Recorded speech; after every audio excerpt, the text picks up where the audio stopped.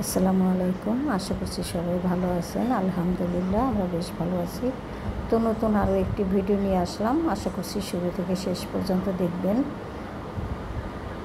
দেখতেই পাচ্ছেন দুটো কাঁঠাল নিয়ে ভাঙতে বসে গেছি। তো এই কাঁঠালগুলো হলো বাড়ি থেকে এনেছিলাম। তো ভাবছি যেহেতু কাঁঠাল এনেছি, প্রত্যেকটা প্লাটে কিন্তু একটা করে কাঁঠাল দেওয়া সম্ভব না, তাই আমি ভেঙে সবাইকে অনেক বেশি বেশি করে আর কি দিয়ে আসবো। আম আর কাঁঠাল একসাথে দিয়ে আসবো। তো প্রত্যেকটা প্লাটেই দেবো ইনশাল্লাহ। তাই এই দুটো কাঁঠালই আমি এখন কিন্তু কোষগুলো উঠিয়ে নিচ্ছি।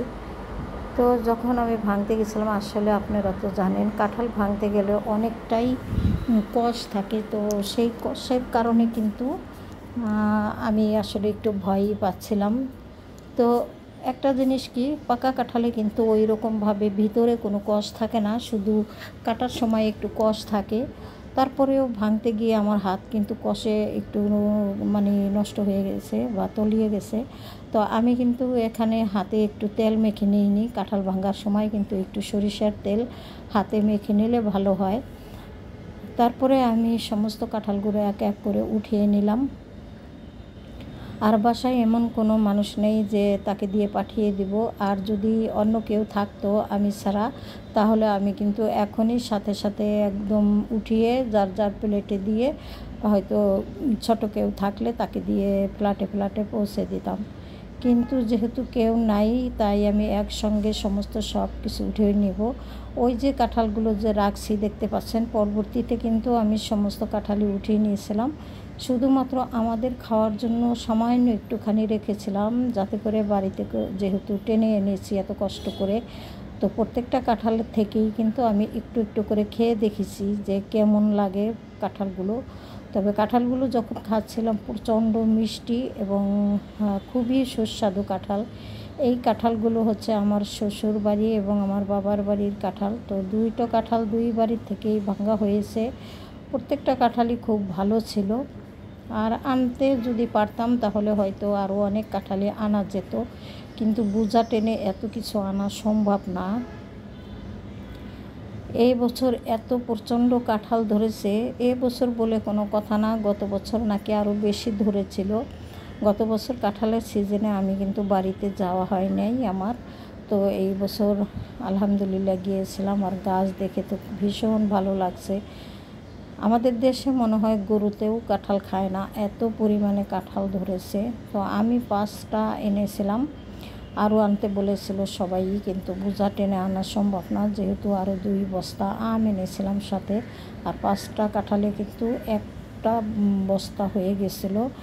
আর এত কিছু দেখলে কিন্তু কোনো গাড়িওয়ালা বা সবাই একটা মনে মনে একটু হাসাহাসি করে বা খারাপও বলে নাকি। সেজন্য যদি বারবারে যাওয়া যেত তাহলে হয়তো বারে বারেই কিন্তু সিজনাল ফল এনে খাওয়া যেত, কিন্তু এটা তো সম্ভব না। বাড়িতে যেতে গেলেও কিন্তু একটা সময়ের ব্যাপার আছে, বিশেষ আরও 1000-2000 টাকা কিন্তু খরচও হয়ে যায়।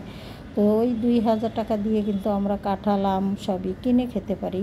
তো ওই সেটা কোনো ব্যাপার না, গাছের জিনিস খাওয়ার ভিতরেও কিন্তু একটা আনন্দ আছে। তো যাই হোক, এখন আমি কাঁঠালগুলো সবার ঘরে ঘরে পৌঁছে দেব। তার আগে আমি কিন্তু মুড়ি দিয়ে একটু খেয়ে নিলাম, কারণ আমার ইচ্ছে করছিল যাতে করে একটু মুড়ি দিয়ে খাই। আর আমি হলো ভীষণ পছন্দ করি কাঁঠাল, আমি এবং আমার ছোট ছেলে খুবই পছন্দ করি, সে কারণেই আর কষ্ট করে টেনে আনা। যাই হোক, যে কাঁঠালগুলো ভাঙলাম সবাইকে দিব, আর বাদ বাকি কাঁঠালও যখন ভাঙবো তখন সবাইকে দিয়ে খাবো, কারণ এত কাঁঠাল আমাদের একার পক্ষে খাওয়া সম্ভব না। ছোট ছেলে আর আমি যদিও পছন্দ করি, তাই বলে যে অনেক খেতে পারি এমন কোনো কিছু না।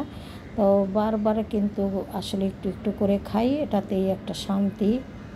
গাছের জিনিস, এটা তো আনলাম দেশ থেকে। আমার জায়গা সাভার আছে, সেখানেও কিন্তু প্রচণ্ড কাঁঠাল ধরেছে। এবছর আর সেখানে যাওয়া হয় নাই এখন পর্যন্ত। যখন যাব তখন আনবো, আনলে সবাইকেই দিব, তখন চেষ্টা করব সবাইকে একটা করে দেওয়ার জন্য। যাই হোক, কাঁঠাল ভেঙে সবার ঘরে পৌঁছে দিয়ে চলে আসলাম বড় ছেলের রুমে। তো দেখতেই পাচ্ছেন চাদরটা আজকে চেঞ্জ করে দিলাম। অনেক দিন যাবতীয় একটা চাদর বিছিয়ে দিয়েছি ছেলেকে, ছেলে আসলে কিছুই বলে না, আমার ইচ্ছা মতো করি আমি সব কিছু। তবে আমার মনে হলো আরও আগে চেঞ্জ করে দিলে ভালো হতো। তো আজকে ভাবলাম চাদরটা চেঞ্জ করে দেই। তো দেখতেই পাচ্ছেন ওই চেক চাদরটা তুলে আমি কিন্তু একটা বাটিকের চাদর বিছিয়ে দিলাম, আর সমস্ত ঘরটা ঝেড়ে মুছে পরিষ্কার করে দিলাম। ছেলে মানুষ তো আসলে কিছুই ওরা আমাকে বলে না। তো এরই মাঝে কিন্তু আমি ফাঁকে ঝুঁকে রান্নাটাও করে নিয়েছি। তো দুপুরবেলা সবাই এখন খাবার খেতে এসে পড়েছে।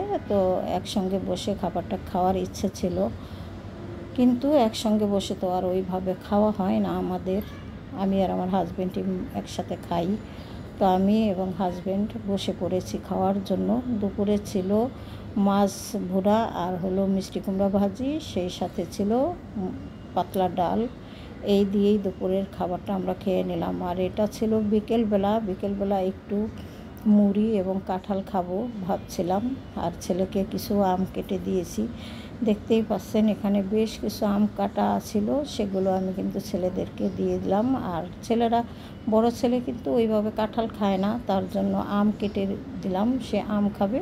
আর কাঁঠাল হলো আমি খাবো। আর এখানে দেখতে পাচ্ছেন বেশ কিছু আম আসলে আরও পেকে গেছে। একসঙ্গে এত আম আনা আসলে খাওয়া যায় না। অনেক সবার ঘরে কিন্তু আমি 12টা করে আম দিয়েছি, 12টা বা 16টা এরকম করে আম আমি আসলে দিয়েছি। তারপরেও কিন্তু আমাদের অনেক আম রয়ে গেছে, আসলে 2 বস্তা আম। তো যাই হোক, এখানে কিছু আম বেছে কুছে নিচ্ছি যাতে করে কেটে কেটে রাখলে ছেলেরা আবার যে কোনো সময় হাত দিয়ে খেতে পারে। ছেলে মানুষ তো ওরা তো আর কেটে খেতে পারে না, সেজন্য আমাকে ফাঁকে ঝুঁকে আসলে কেটে রাখতে হয়, যখন খুশি ওরা তখন খেয়ে নেয়। তো সে কারণে আমি কিন্তু আমগুলো বেছে নিলাম, বেশ কিছু আম এখন কেটে নিব। আর তার আগে ওই যে ছেলেকে কেটে দিয়েছিলাম আম, সেই চুকলাগুলো রয়ে গেছে। ভাবলাম এই হাতে আরও কিছু আম কেটে রেখে দিই, তাহলে সবাই নিজ হাতে নিয়ে খেতে পারবে। তো এই তো দেখতেই পাচ্ছেন বেশ কিছু আম কেটে আমি নিয়ে আসছি। এখান থেকে ছেলে এখন কিছু খাবে, আর কিছু আমি ফ্রিজে রেখে দিব, পরবর্তীতে যে কোনো সময় বের করে খাওয়া যাবে। সবাই ভালো থাকেন, বিদায় নিয়ে নেই। ভুল ত্রুটি ক্ষমার সুন্দর দৃষ্টিতে দেখবেন। আল্লাহ হাফেজ, আসসালামু আলাইকুম।